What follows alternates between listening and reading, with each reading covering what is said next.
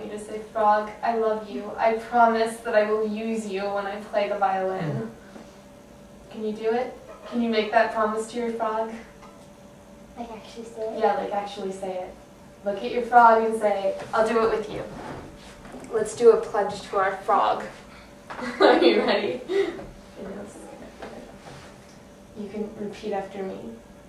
Frog, I love you. Frog, I love you. I promise that when I'm playing waltz, I will use you.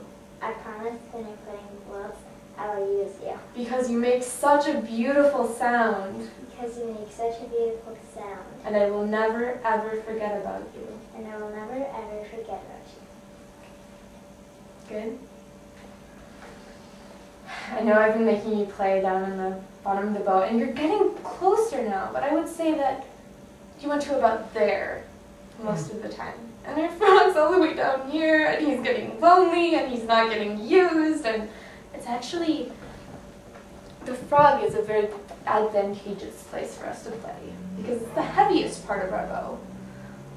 So we don't really have to do any work with our hand at all to get sound with the frog. When we're up at the tip, we have to put a little bit of weight into the bow, and we have to make sure it's sticking, but right at the frog, he just does the work for us.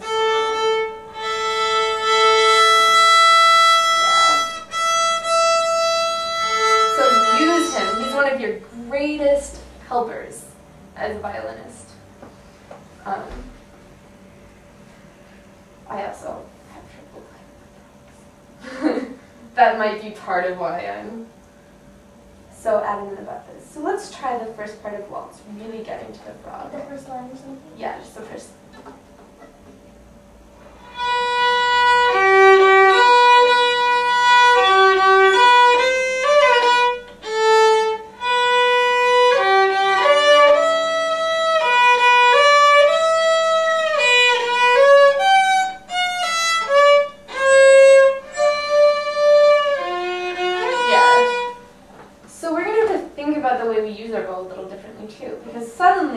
The notes are the same length, but you're using twice as much bow as you were using. So your bow speed is going to have to be twice as fast as it was. So before it was moving kind of slow, now it's going to have to move really fast.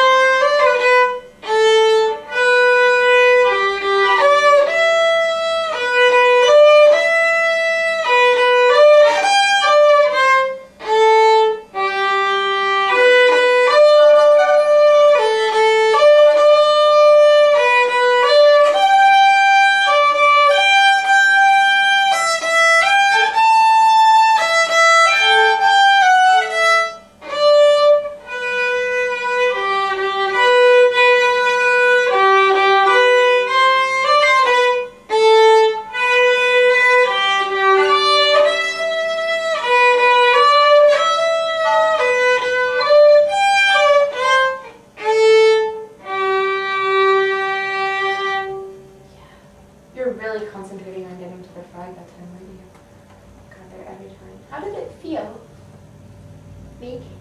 Big? The sound felt really big. The bow felt really big. The bow is really big. Have you ever tried this before? I just reread the book that Dr. Suzuki wrote about how he came to teaching Suzuki method, because I'm about to go do my teacher training. And he tells the story of getting a blind student and having to teach his blind student how to play the violin. And you know how much you're looking in the mirror to make sure your bow is straight and like where are you in the bow you can see, and he couldn't see any of that. So Dr. Suzuki started by handing him the bow and making him feel the bow where the tip was. And then he made him touch the tip of the bow. So they practiced this for many, many weeks. All his homework was to find where that bow was and then to be able to hit the middle of his palm. So let's experiment. Let's see what happens to us when we have to do this. Because we get to see our bow all the time. So can you set your violin down for a minute? You might be brilliant at this, I don't know. So hold your bow in front of you. First do it while you can see it. Touch the tip. Like just Yes, this? just with your finger. Or with your hand. I guess we can start with our hand. Now take it away. Look just at the bow. Not in the mirror, not in the mirror. Just at the bow. Alright, hand on the tip. How fast can you go? It's a little hard, isn't it? Don't close your eyes. That's not where you think it is.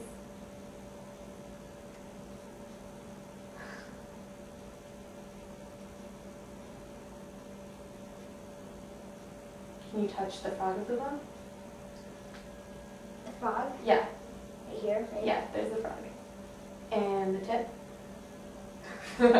That's higher up there than you think it is. So our bows are actually super, super long compared to what we tend to think of them. They don't look as long as they feel, I think.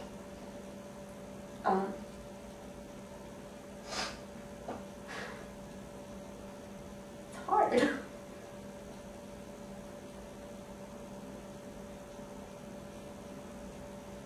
Now you're getting really familiar with how long your bow actually is and how much of your bow you can use. So that did feel big. That sound felt big. Your bow felt big. Because it is. Can we keep that big feeling? But can you also concentrate this time on getting the same kind of really beautiful big sound that you got in tonalization? Do you think you can do both? Like in waltz? Yeah. How much, in terms of playing, Shiona,